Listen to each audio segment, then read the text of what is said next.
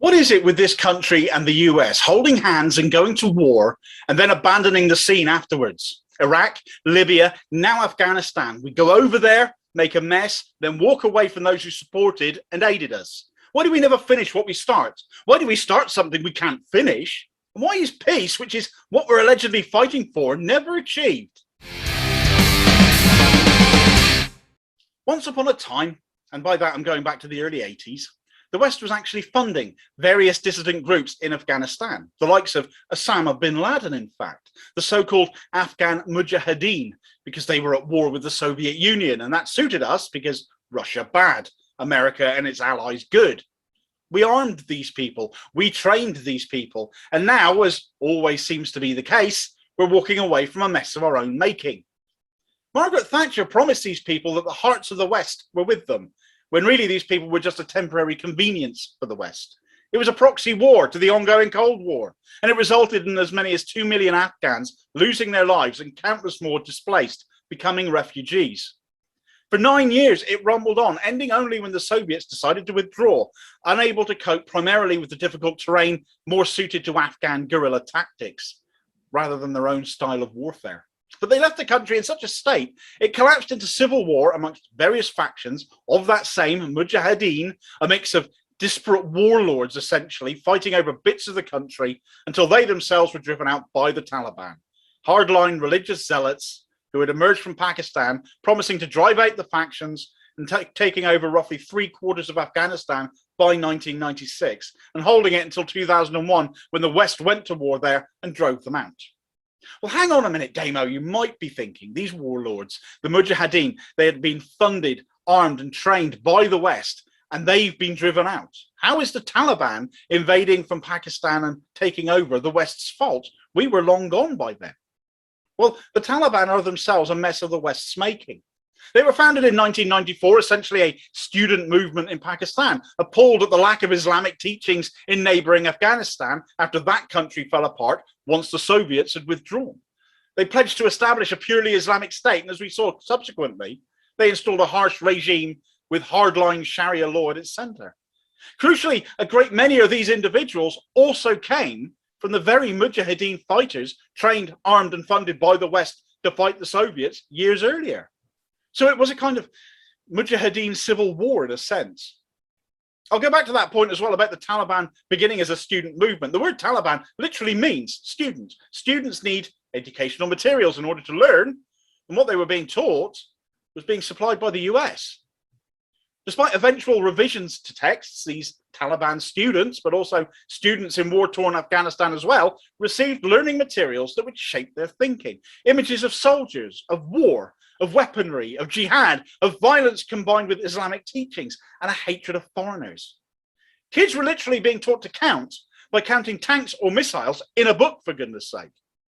The intent was to keep fresh in the minds of these people what the Soviets had done to them, a hatred of communism to foment a distrust and dislike of the Soviets, just as the West distrusted and detested the Soviets, all supplied covertly so US hands weren't publicly dirtied by it, all Cold War propaganda, effectively. So we have armed, indoctrinated forces from two countries taught to hate foreigners, primarily intended to be Russia, who went to war with each other, and the Taliban came out victorious. None of this would have been possible without Western involvement. Let's get that into this context. But then all this interference in other countries came and bit the West on the arse. The Taliban were supported by the terrorists Al-Qaeda, formed by Osama bin Laden after he ceased to be a useful Western-funded Mujahideen fighting the Soviets. Yes, they formed from that same funded, trained and armed proxy army as well. He'd been involved in blowing up US embassies in Africa, which had put him on the most wanted list, but the events of 9/11 meant he was now too big a threat for the US to be left at large. Demands that the Taliban hand him over, hiding in a cave in Afghanistan as he was, were rebuffed. They didn't bow to the demands of the hated foreigners, including the non-Russian variety. So the month after 9/11, the US invaded to remove the Taliban from power, and they did so within months, though it would take a decade of fighting them before they eventually got bin Laden. The Taliban, having come from Pakistan, simply returned there to regroup, started feeding back into Afghanistan to mount more offensives, and it became a constant cat and mouse game. The problems with the landscape that the Soviets found fighting there in the 80s proved to be as the same problem for Western forces right up to the here and now. Here we are, some 20 years after that initial invasion, and it is decided that we're all going to pack up and go home without finishing what we started. And what happens? The Taliban have taken city after city. They've just taken the capital city, Kabul, and are sweeping back into power. Civilians are being evacuated where possible or ordered to remain in place for their own safety. The US ambassador has been airlifted from the roof of the embassy, and everything has gone to hell as the government the West installed and built up is trashed in a week. If I was an American taxpayer, I'd be pissed. $100 billion spent on training the Afghan army, and to what end? An embassy that cost $700 million to build, now just gifted to the Taliban. An absolute failure for any of the structures put in place to hold up. Still, the withdrawal is going on. Troops are being deployed, but they're being deployed to continue with the withdrawal, not to defend people who have worked with us for 2 decades, nor it seems to help them flee either. The country is going to fall once more to the Taliban because what? We got bin Laden and now we're bored and want to go home? There are people out there who helped the West, served the West, translators and the like, who are now being abandoned. These people have a price on their heads, and the Taliban plan on separating them from their bodies. The despotic Home Secretary Priti Patel has decided we don't want to take Afghan refugees here in the UK in case it encourages others to flee here. Just what part of taking responsibility for our nation's actions doesn't she get? Or rather, her own maniacal hatred of bloody foreigners coming here means she simply doesn't care.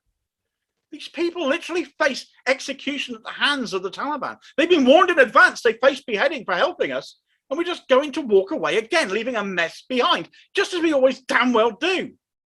Apparently Dominic Raab is the Foreign Secretary these days. Who knew? We've heard very little from him. Perhaps he's still trying to find Afghanistan on a map. Has he found Dover yet? Oh, I'm dreadfully sorry. He's on holiday. How selfish of me for wanting a response from him.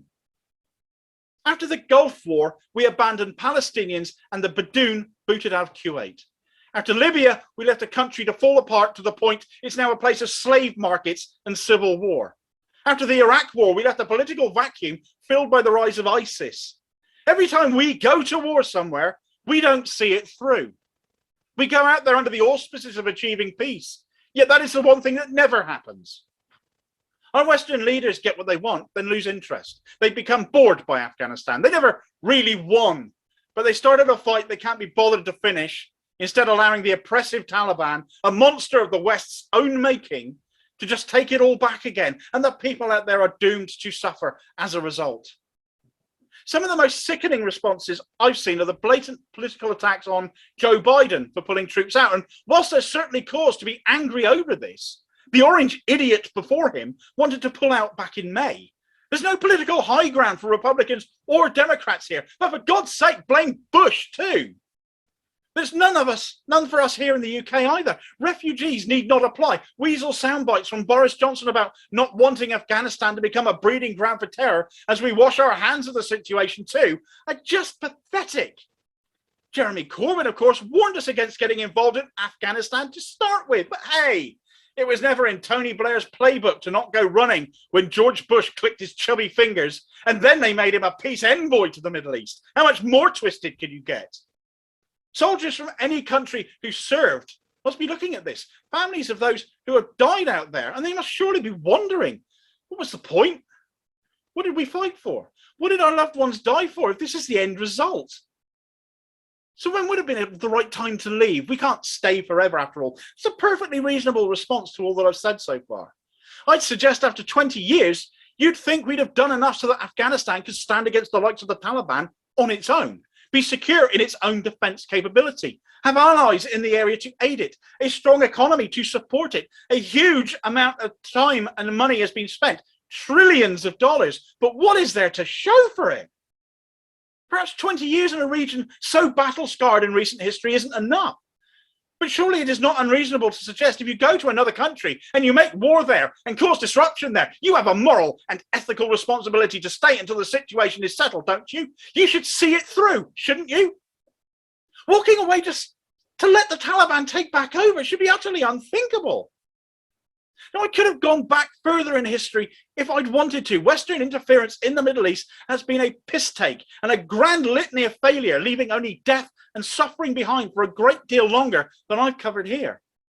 This is another sad, sorry chapter in that history. Our government should shame us, and my heart goes out to the people of Afghanistan as events continue to unfold, abandoned with a choice between extreme Sharia law, death, or fleeing goodness knows where, whilst we just walk away.